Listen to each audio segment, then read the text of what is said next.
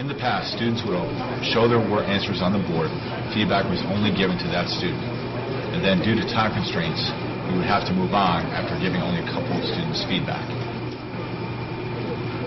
Today, with Ink Survey, we're still able to put the answers on the board. The students would perform their work in Ink Survey on tablets. We would then review all the answers from the class in order to fix any misconceptions about the lesson prior to the students leaving class and practicing material more on their own at home. Well, with the Ink Survey, I found that with last year and this year, when we do grading the standards, most of my kids, roughly 50% this year, were more successful versus the non-intervention class. Beyond the scope of the grant, I plan to use the HP technology with some testing, but majority of my work, I really enjoy using the Ink Survey, the instantaneous feedback, because that was really my personality prior to the grant. I would put 2 or 3 kids at the board doing the same problem to analyze, contrast. But with the Ink Survey, it allows me to look at 23, 24, 25 problems all at the same time to compare and contrast. So it really fits my personality as a teacher, really to fix as many problems in the class as possible. While we were able to use the HP tablets for the Chapter 7 on systems of equations, they started turning it into a race. And they would race each other to get the first answer up on the board. And once they evolved into that, then they started noticing that some students would make the slightest errors, and they would end up calling each other out. Like, oh, you forgot to change the sign or flip the inequality sign. And so it made them more involved, the most involved I've seen them in class, and interactive with each other and with myself. And I thought that from that, they would understand the lesson so much better that their scores would improve. However, on the online quiz, immediately the day after, there was not much more improvement. So the students were able to access the computers very easily. The log-on was easy for them. Some students were using the stylus versus not using the stylus. They were able to manipulate that computer faster than probably anything that I've seen before.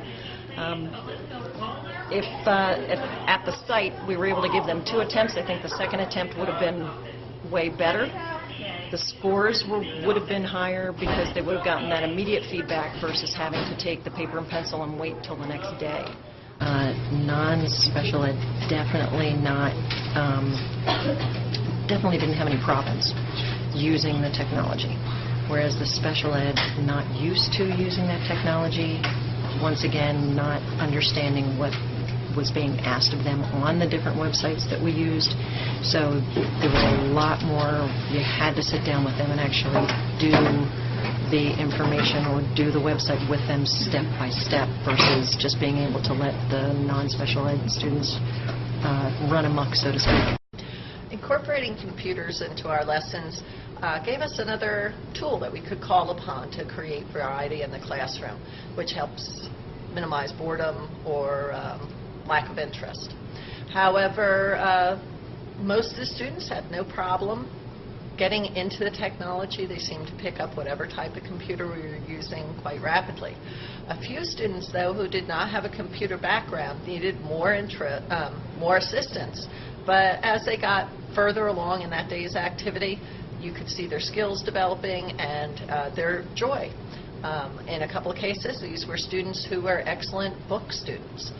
They found the computer to be a little cumbersome to start with, but I think that we broadened their educational experience with that. I felt that the equipment definitely improved the immediate feedback that they received.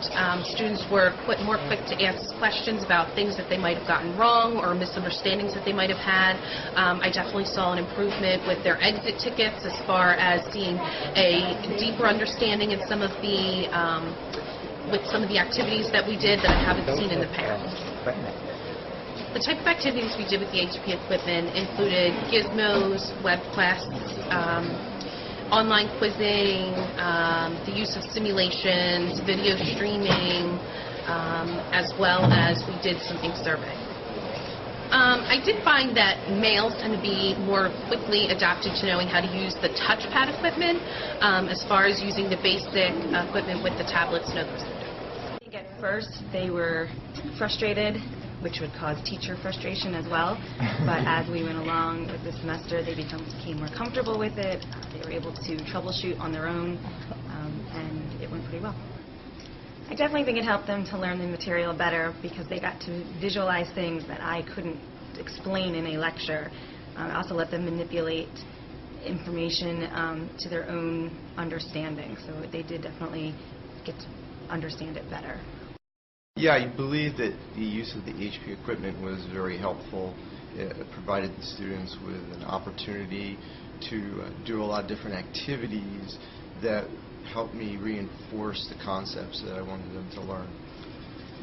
Yes, I would have to say the students that use the HP equipment, getting the immediate feedback, they were able to grasp some of the ideas much faster. I think especially with the simulations on the content was very helpful for them. I find that it definitely provides the students with an opportunity to become familiar with content in a way that I may not be able to exactly bring to them. So this gives them an alternative way of looking at things, and so that becomes very helpful for them.